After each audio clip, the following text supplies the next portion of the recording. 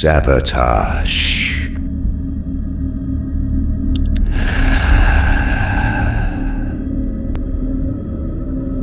The word tastes bitter to some, sweet to others. It is painted as treachery by those who lose to it, and strategy by those who wield it. Across centuries, across industries, across dynasties, sabotage has been the true hand guiding the fall of empires. It is not an accident, not coincidence, not fate. It is intent.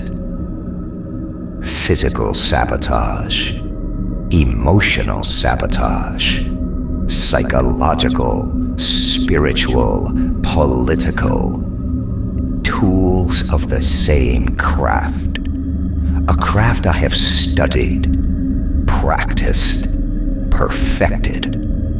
For every door slammed in my face, for every spotlight stolen, for every chosen one placed above the worthy. Sabotage was not interruption, it was foundation. And I have walked that foundation longer than most can comprehend. All in the name of sabotage. They mistook me for silence. They mistook patience for obedience. They mistook calculation for cowardice. They believed that because I stood in the shadows, I was diminished. But those clever enough to endure in silence learn deeper truths. Shadows are not empty. Silence is not weakness. Patience is the keenest of blades. Every whispered dismissal, every shove into irrelevance, every time I was told to wait my turn. They thought that it was burying me. It was building me. I have lived through 1,000 cycles of their crowns turning to rust. And now as the walls tremble, as their titans crumble under their own indulgence, my patience ripens into inevitability. You've seen this before. The architect in the dark.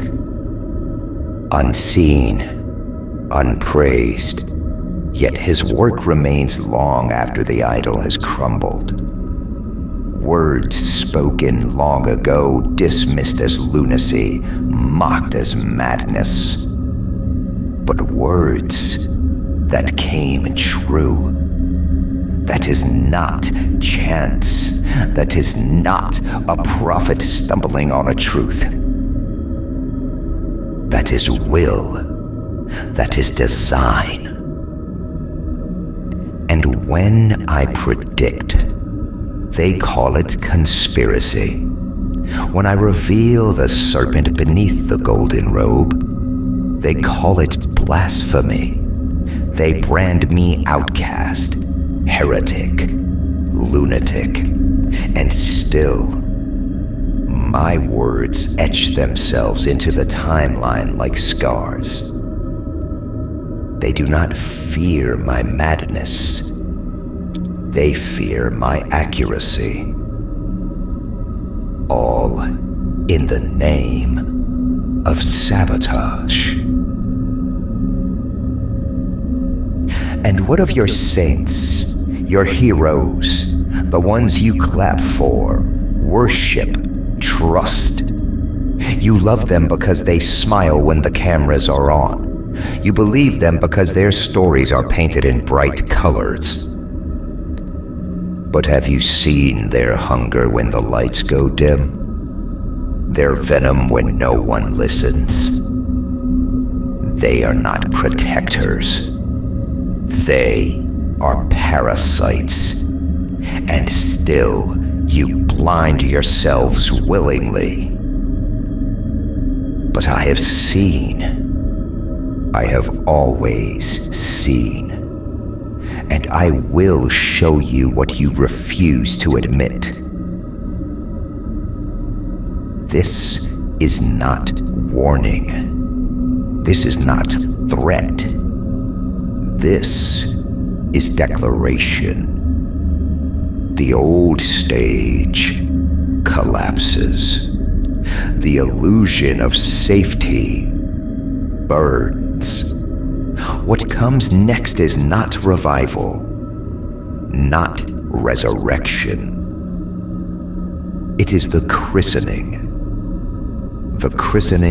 of a new era, the christening of a new stage, built not for hollow idols, for saboteurs who endured in silence, who sharpened themselves in exile, who waited while the world burned. More are coming.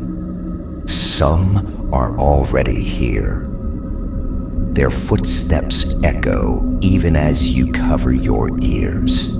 Their shadows brush your shoulders even as you refuse to turn. And when they stand beside me, you will understand it was never about one man, one name, one identity. It was always about inevitability. All in the name of sabotage.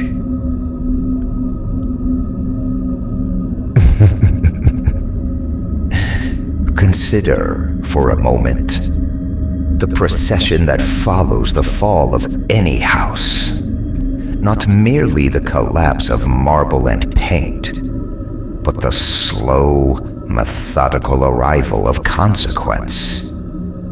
Hearses come like punctuation. Caskets become sentences, and death, calm, inevitable, unembellished, reads aloud the final clause. Death is not the enemy of strategy. Death is its punctuation. It is a natural part of life's grammar. Without it, nothing would conclude. Nothing would change. In the same way, I have learned to read the landscape of men the way one reads a battlefield in an old scroll. The Art of War by Sun Tzu teaches you to make use of terrain, to align with time, to know when to press and when to retreat.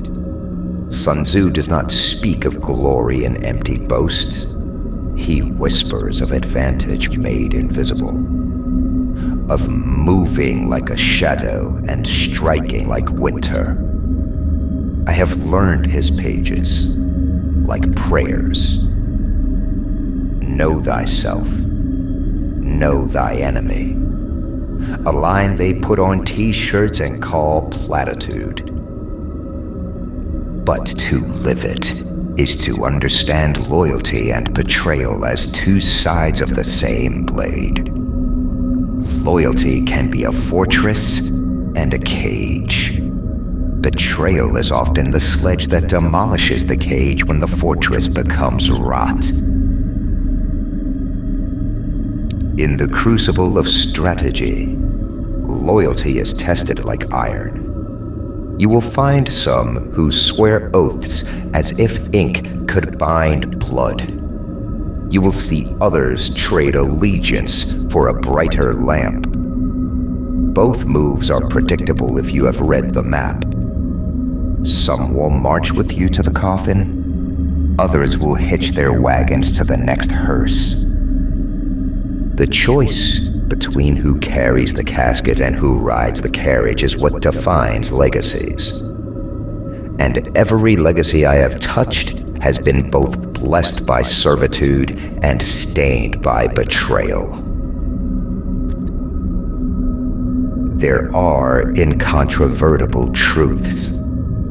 They are as stubborn as the tide and as indifferent as winter. One such truth, power, corrupts complacency, and complacency invites ruin.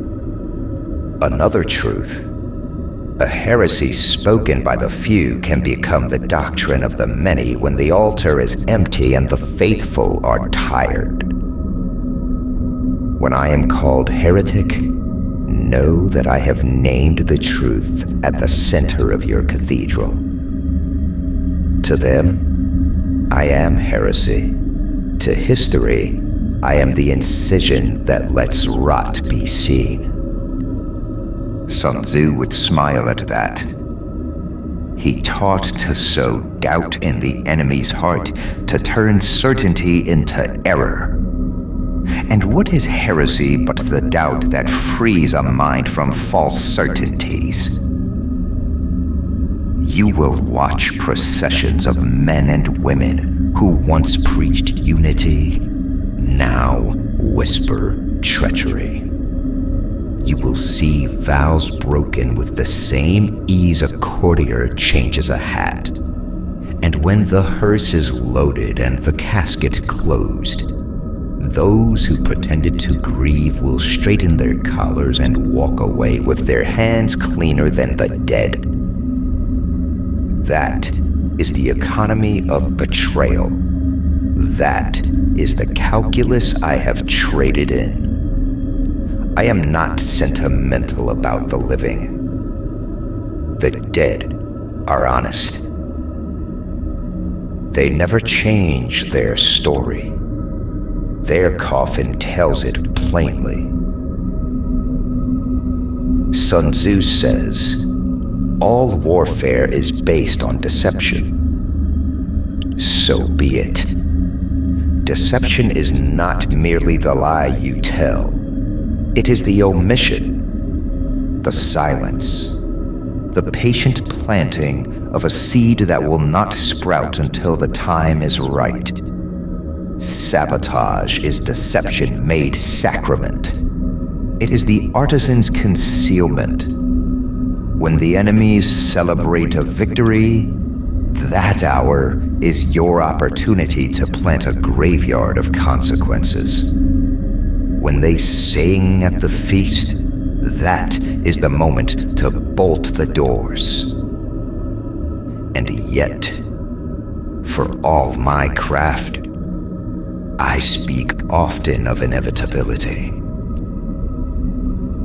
There are things incontrovertible as mountains, folly repeated, hunger pretending to be virtue, alliances forged on sand. Those things will break. The men who place their faith in thrones of glass will discover how glass cuts. And when they cut themselves, they will call for healers. I will be the one who knows where the fractures run, and I will be the one to choose which fissures to widen. You may brand me heretic, conspirator, saboteur. You may bind my name in your pamphlets and smear it in the light. Those are small comforts. I have studied the art of winning without fighting, of winning such that the enemy does not know when he has been bested. That is Sun Tzu, and that is my gospel. To win without the parade of victory is to win in a way that lasts. Corpses are final. Crowns are not.